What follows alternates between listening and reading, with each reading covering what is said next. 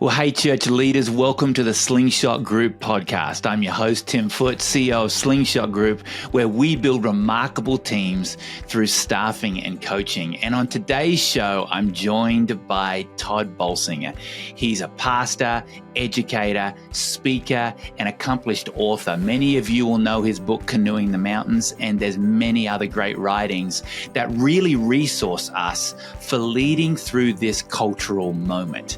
And you might say, well, what cultural moment? How does he know my cultural moment? Well, I would say any cultural moment, because all these moments require change. And Tod's all about how to lead and adapt through change. This is a conversation you need to hear, and you might be surprised by it. So let's go. Tod, great to have you on the Slingshot Group podcast. And as I just mentioned, you are an amazing resource to so many leaders. Many already know of your work that are listening today, I'm sure. But in helping us lead through this cultural moment, and some may ask, what cultural moment? And I would say any cultural moment, because one thing we can be sure of is change. And you've authored many books. Canoeing the Mountains is the one that always comes to mind first, because it has been such an amazing resource for leaders and churches. Let's start by the inspiration behind the book. Well, it was my own experience of, so I was leading a church in South Orange County that I loved. It was going, all of the numbers were going up and to the right, nothing spectacular, wasn't getting anybody's attention, but it was healthy and going well. And then all of a sudden one day I realized while the metrics were going up, the morale was going down and I couldn't figure it out. And that led me on a journey of having to think about when the world starts to change and you're not even sure what's happened. How do you begin to change the way you lead? So Canoeing the Mountains became the metaphor of using the Lewis and Clark expedition where they stumbled on the Rocky Mountains. Just imagine an entire nation of people, the United States of America, that didn't know the Rocky Mountains existed. Well, and Tod, right? I'm located in the Denver area. I look at them every day. Yeah. Well, it's so interesting is I had somebody say to me once, Denver, Colorado was founded by people who made their way all the way across all the dangers of the Great Plains and woke up one morning and went, right here. We're stopping right here. I agree.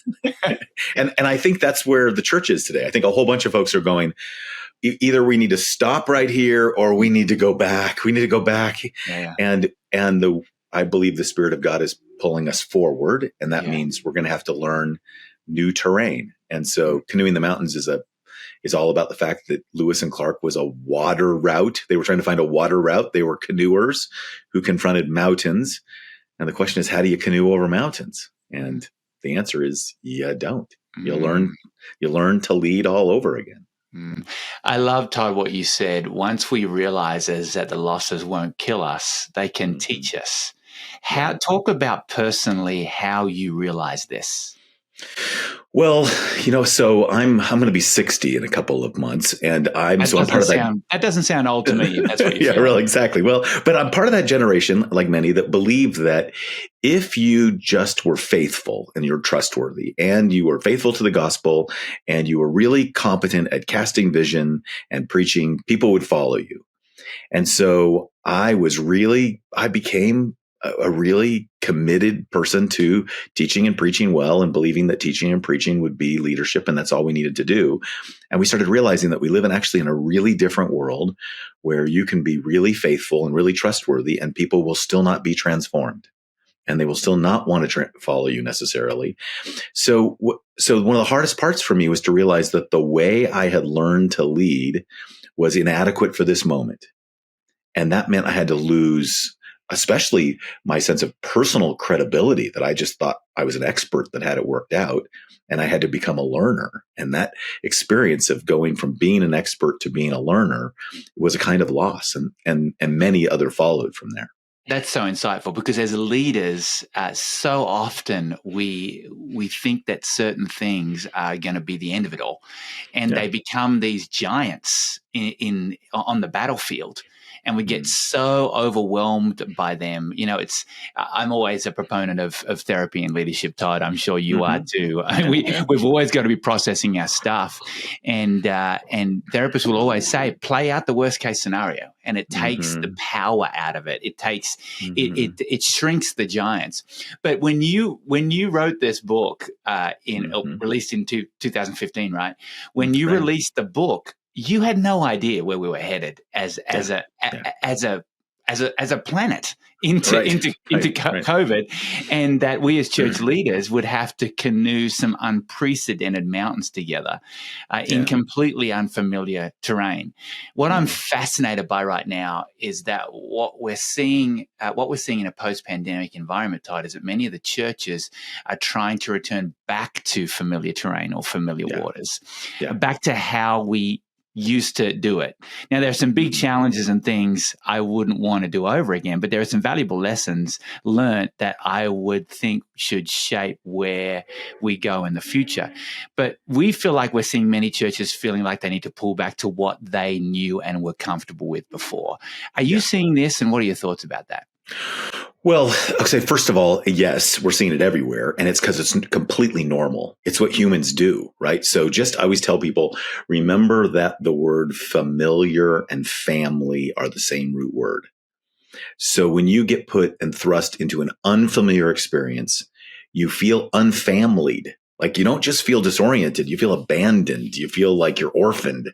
And I said, it's not I served really close to Disneyland, right? It's not the happiest place on earth if a little boy loses mommy and daddy in Main Street. They got to run home to mama before they can enjoy the Magic Kingdom.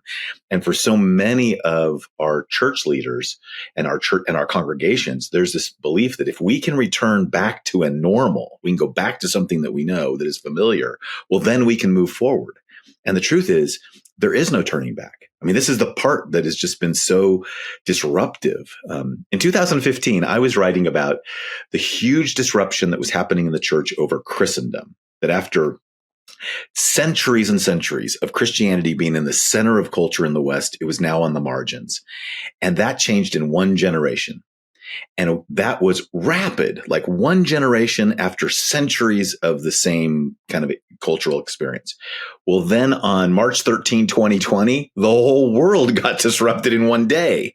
And all of a sudden, every church was having to ask if this is the world we're in, how are we going to lead into this world that is really different and really been disrupted? And that's our work. Our work is helping faith leaders thrive as change leaders, because we live in a time of unprecedented change. And I don't have to, I can talk about that in specifics, but I think all of us understand that.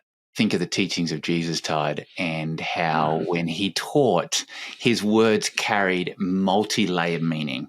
And it's amazing to think back, you writing this book about one thing, and yet when COVID unfolded, you must have gone, oh, Lord, you had bigger purposes for this. How is that? Well, there's no way you can predict that. I mean, there's no way. I mean, so remember back in the 90s, Wayne Gretzky's famous phrase, the good person is, to be successful, you got to skate to where the puck is going, right? Got to anticipate the future. And I was on Carey Nieuwhof's broadcast and joked with him about the fact that he's the kind of guy who is always talking about where the future is. I actually believe that you can't predict the future, that we now live in a game with 14 pucks and there's no way to know which way they're going. And so you've got to develop a different kind of leadership that's not based on being able to see the future, predict the future, know what's coming. It's actually a way of learning how to adapt as you go. I say you don't predict, you prototype, you experiment, you learn. And that's a totally different experience, and one that even as an author and as a leader, I experienced and had to live through many times. I love that reminder that we're experimenting, we're learning. It's interesting. So often, I've been challenged by this lately. So often we get confused and think our mission is growing the church. Our mission is expanding our territory. Our mission is aligning with God's purposes and building his his kingdom. And when we abide with him and when we continue to pray the prayer, Lord, help me align with what you're doing, that's when he starts to do the amazing stuff. But let's go back to this experimenting and this learning. Let's zoom in on this concept of adaptive leadership. This seems to be a huge thread in all of your writing right now, Tod. So how would you define adaptive leadership and the role it should play for church leaders listening today? So adaptive leadership comes out of Harvard University. A guy named two people, Marty Linsky and Ronald Heifetz, use that kind of use that description to talk about how you lead in a disruptive world. So the whole idea of adaptive leadership is when a healthy organism, a healthy body, so works great for the Christians. We think of the church as the body of Christ. When it has to adapt to a changing environment that is oftentimes very disruptive, it does so by becoming the healthiest, best version of itself. But that means it has to leave some things behind. So adaptive leadership is always about learning. It starts the minute when somebody asks you, so Pastor, what are we going to do? And you have to answer, I don't know, which is a hard moment. I mean, I work at a seminary. Everybody who comes to a seminary, somebody said to them, you're the best Christian I know. You should go pro. And they go off to professional Christian school and they come out with a master of divinity. Does that sound like a superhero or what? And people expect us to have answers. But if we live in this world where it is so deeply disruptive, there are no answers. We don't know what to do. So we're going to have to learn our way forward, and we're going to have to let go of things that brought us here. So if you're Lewis and Clark looking for a water route and you brought canoes and you brought canoers and you bought river guys, and all of a sudden you face the Rocky Mountains and you have to go back and tell them, hey, those canoes you built with your bare hands, we're going to have to burn them for firewood because we're going to be walking through the mountains. And mountains that are bigger than anything you've ever imagined. They're bigger than anything you've ever understood. That's the future. So do you want to come forward or not? And adaptive leadership teaches healthy organizations how to wisely adapt. So with figuring out which values and behaviors and attitudes you hold on to and which ones you have to be willing to let go so that you can fulfill the mission. And so in June, I've got 4 little books coming out that are all on the 4 mistakes that good leaders make. And one of them is called How Not to Waste a Crisis. And it's about trying harder of your old things instead of learning all over again. And another one's called The Mission Always is the Mission Always Wins. And because one of the mistakes people make is they think the leader has to win, or the donors have to win, or the stakeholders have to win, or the new people have to win. And the answer is the mission always wins. And so there's 2 more. Yeah, I can't wait for those to be released. And I want to talk a little bit more about that before we finish today. And I think that might be another trip back to the Slingshot Group podcast when that comes out, Tod. Glad to do it. When you talk about leaving things behind, the scripture that automatically came into my mind was deny yourself, take up your cross, and follow.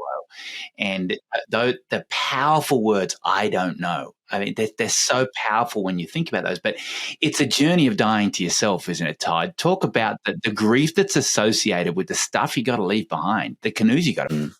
Yeah. So I think about this as when Jesus looked at them and said, you have to be willing to deny yourself and take up your cross. It wasn't the first time he told them to leave something behind. Remember the story of James and John who had to leave their father in the boat and drop their nets.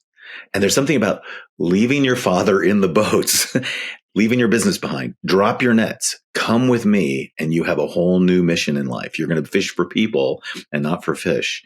That is radically transformative, that I believe was the first of many steps preparing them for what is the pinnacle statement of Jesus's call to them, which is they're not going to be a successful military overthrowing, crusading group that takes over the Roman Empire. They are going to be people who lose their life for the sake of the kingdom of God and transform the world as they do so.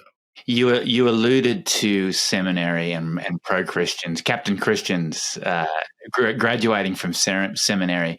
Some church leaders have gone through seminary training, others have not. And whether you have or you have not, many church leaders feel deeply unprepared for much of what they do week in, week out, leading the church.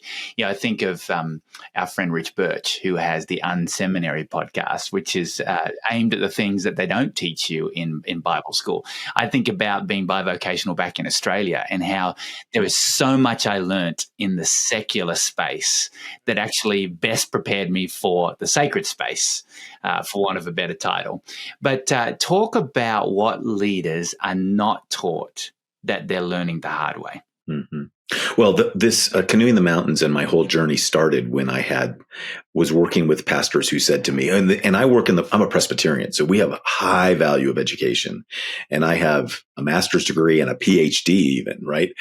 But I had so many leaders who had high education say seminary didn't prepare me for this moment. And so I really do believe in a well-trained and well-educated and well-equipped clergy. And sometimes that is formal education and sometimes it's not. I'm working with one of the largest denominations in the world right now that doesn't require formal seminary education. And one of the things we're talking about is how their denomination can become more and more educated and well-trained and well-formed at a culture that doesn't have the same value of higher education or the capacity for people to afford it. And so it's really important is to think about formation of people for the task they have been given, for the mission they have been given, and what does that require? And I believe that is, in many times, it's more training and more education. I would say to people, your goal isn't to try harder, it's to train more. It's to train differently. And training and equipping and forming is really important. And that happens in lots of different ways. That's really helpful to hear, to open our minds, especially in the recruitment and staffing space, when often we get connected to the wrong things to validate the leader that we need. That's probably a whole other conversation. But Todd, it's interesting you say that leaders say to you, and I've heard it too, seminary didn't prepare me for this. Often it's God's purposes that we're not prepared for certain things so that we do say those powerful words, I don't know. And we can develop and grow and refine desperate dependence on Jesus so that we go in different directions. But are there any other practical steps that pastors and church leaders can do you feel, to better prepare themselves for the realities of leading in the church? Yeah. So after writing Canoeing the Mountains, I found that whenever I would go speak to places, and I've probably now traveled at almost 1 million miles in talking to people about the Canoeing the Mountains. Lots of different continents, lots of different places. Almost every place, people came to me and said, hey, the chapter on sabotage, that I've never heard before. And so I wrote a book called Tempered Resilience, which is really about how you are formed in the crucible of leadership. So one of the most important things you have to teach people is you don't learn to be a leader by writing a paper. I mean, it's like I say, I'll work with young leaders and I will tell them, hey, leadership is really hard because you have to disappoint people. And older leaders will laugh and go, of course. And younger leaders will write it down and think it's going to be on the test, right? And what you're having to teach people is one of the most important things is leadership is learned in the leading. And you usually become a leader right after you were good at something that was not leading, right? You become a worship leader because you were a good musician and singer and had a heart for God. You become a pastor because you're a good preacher and you're good at 3 points in a poem, as if that's the same thing as working with a people, right? And so when you step into a leadership experience and you feel overwhelmed, actually your education starts in a new way at that moment. And so most of our work is with people at that moment, including even the work I do now at the seminary. I work entirely in the Doctor of Ministry program, working with mid-career people who are trying to become good, solid, adaptive leaders for changing denominations and changing churches. And it's all real-time learning while you're doing it. It's learning how to lead on the job. I'll pull on a thread there, Todd. You talked about you end up leading something that because you were good at it, but you weren't leading it. And I want to touch on your thoughts around the Peter principle. Yeah. And we may even need to define that for some Yeah. leaders listening today. So could you define it and then give me your thoughts on it based on what you just said? Yeah, well, the Peter principle is a principle that's widely known as you tend to get promoted to the level of your incompetence. Like you keep going up until you're incompetent.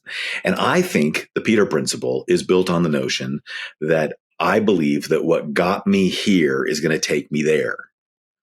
So what you forget is that when you go into a new leadership situation, you actually have to be an expert learner.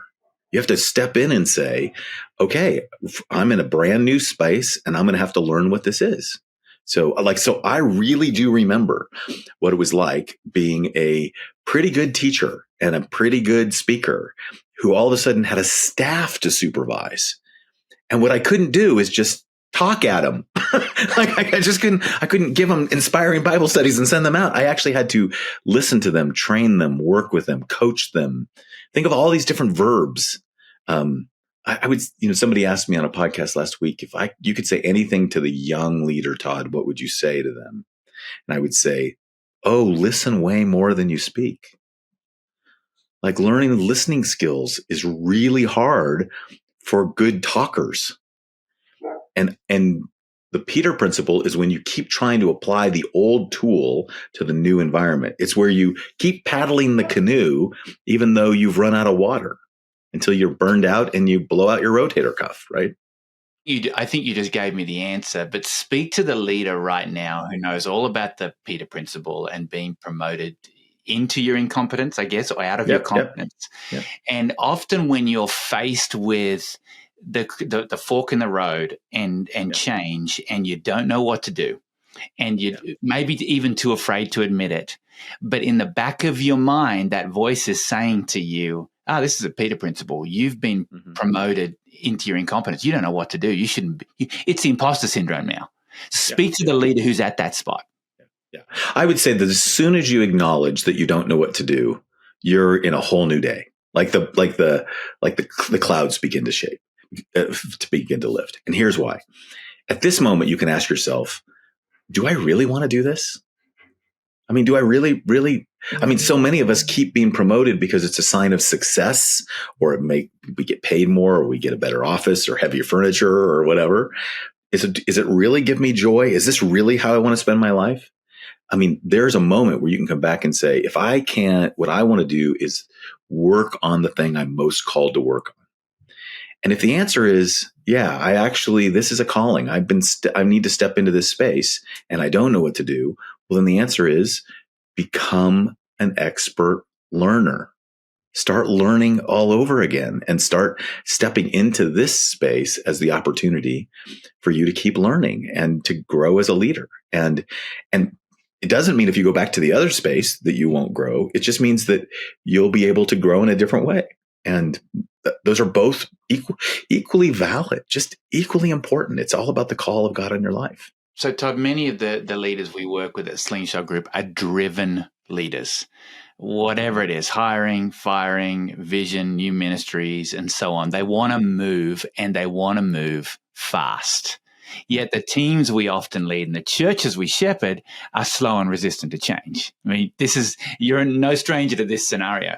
So we all know change is often necessary. How can leaders lead their teams and churches through change in a healthy way? Well, one of the four books, one of the mistakes good leaders make is they believe that when they get resistance, when you get pushback, well, then you need to push back against the pushback. You need to hold firm. You need to like hold their feet to the fire. You need to drive forward. You need to call people forward. The truth is, when you get pushback, what you're actually getting is the opportunity to give people a chance to buy in. So if you can learn to pull people by rather than push back against them, you can get them going in the same direction. But it means that you actually have to lead differently. You have to take them through their transformation. So whenever I define leadership, my definition is leadership is energizing a community of people toward their own transformation so they can accomplish a mission. So for me, you're in the leadership space when you're being transformed and when you're helping other people be transformed. If not, then you're in the management space. And that's really important. If it's just about organizing, getting the spreadsheets right, getting the markers right, getting all of the goals right, getting the budget right, getting the metrics right, those are really important. I don't think management is less than leadership, but it's a different thing. So for so many leaders, what they do is they get to that space and their egos get involved. And when they get resistance, instead of looking at that as an opportunity to take people through a journey of transformation, they just get brutal and they get hard and they push back, and it's my way or the highway. And pretty soon you've got bullies, and pretty soon you've got people on podcasts about how churches blow up. Yeah, unfortunately. Tod, give us some practical steps on how to pull forward rather than push back. Well, one of the things that you do to pull people forward is you get really, really clear that the mission is bigger than me. Like we're both here because we're called to something bigger than ourselves. You get really, really clear on that. When you get resistance, if it becomes a personality thing, then it will inevitably become a power thing, right? So power's not wrong. Power keeps evil from happening, right? So power is helpful to stop what is dysfunctional, but power doesn't bring transformation. People have to want to be changed. So the mission has to be bigger than us. So we often talk a lot about getting people really clear on a mission that is bigger than any of us, including the leader. One of the most interesting parts about our work, we lead churches and organizations. And right now we're doing a strategic plan for a major university, and we're working with 2 different denominations. And we do these massive work. And almost every time the person at the top of the org chart has to also have a gut check. Is this my vision, or is this the vision of the Lord, the mission that we're called to do, that I will steward until I need to step out? And sometimes we work them through a strategic plan, and the leader's done a perfect job of leading them through to their new future, and then knows, and I'm not the person to lead it. And that's really wise. Yeah. And Tod, that comes back to alignment with Jesus's purposes and building his kingdom rather than the mission being the organization. I think that's where we become the lead. So you talked about transformation, Tod, and with transformation becomes behavioral change. And in a time where church teams are facing uncharted territory, continuing to face uncharted territory and forced to lead through a lot of change, what are the behaviors that have to change for church leaders to build remarkable and healthy church teams? Well, so there's 2 things that I always say to people. The goal is transformation. That's ultimately the goal. It is for the kingdoms of this world to become the kingdoms of our God and of his Christ, and he shall reign forever and ever and ever, right? The goal is transformation. There is no transformation without trust. So the first thing is really about trust. We talk a lot with emerging leaders, is your developmental path is to become a trustworthy leader. That means you have credibility, so you have competence to do the things you're asked to do. You handle the scriptures well. You handle people's souls well. You handle meetings well. You handle money well, right? You're competent, but you're also congruent. You're a person of character. You're the same person showing up no matter where people run into you, and they trust you. There's no transformation without trust, but trust is not transformation.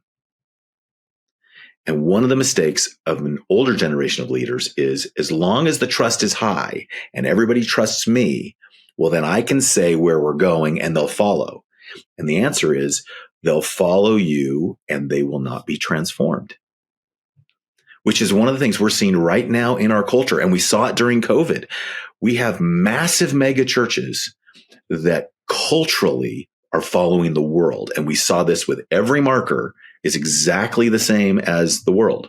The amount of unchurched, the amount of people polarized by politics, the amount of people, you can have lots of people who trust you and they'll show up and they'll give you money and they'll align with you and be members of you, and they're not being transformed.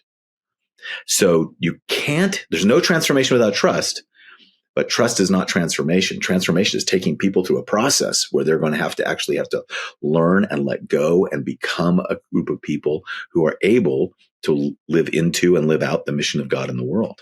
So I talk a bit about what you call, and you alluded to it before, what you call the pitfalls of sabotage and the danger, particularly the danger of protecting the status quo?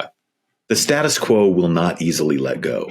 It's just human nature. Like the status quo is literally what I'm familiar with.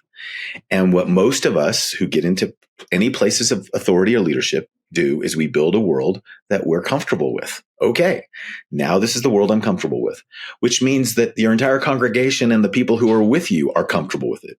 Well, if all of a sudden you're in a changing world and you got to take them out of their comfort zone into something else, they resist.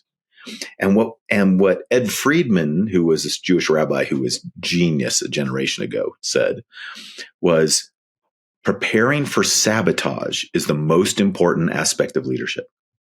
The most important aspect. I said, which is why, of course, every seminary teaches a year on sabotage. No, they almost never mention it, right? Even in the school I serve, we never taught sabotage till some of us started saying, hey, we got to talk about this. Sabotage is not the bad things that evil people do. Sabotage is the human things that anxious people do. When people get anxious, they want the familiar and they want to go back to the status quo. And if you need an example of this, you see this right after the Red Sea, the greatest miracle in the Bible until the resurrection. 650,000 people saw God miraculously save them, destroy the Egyptian army, and set them free. And 6 weeks later, 6 weeks, it's actually in Exodus 16, it says 6 weeks later, they're saying, slavery, they did kill our children, but we had leeks and onions and we had meals. Maybe we should go back. It's normal. It's natural. It's to be expected. And the single biggest work we have to work with leaders on is that resistance is normal. It's part and parcel of the leadership process.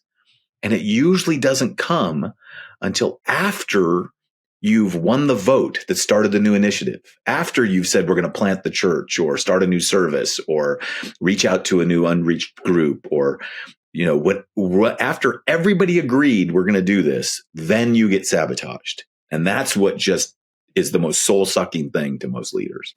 And how do we handle it?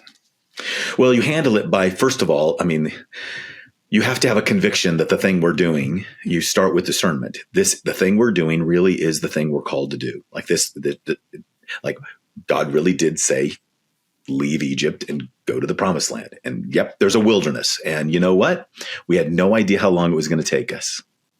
The manager would tell you it takes about 6 weeks to get from the Red Sea to the promised land. The leader knows they need to be transformed and it's going to take 40 years. So once you have the conviction that this is what we're doing, even when the resistance comes, we are able to stay calm.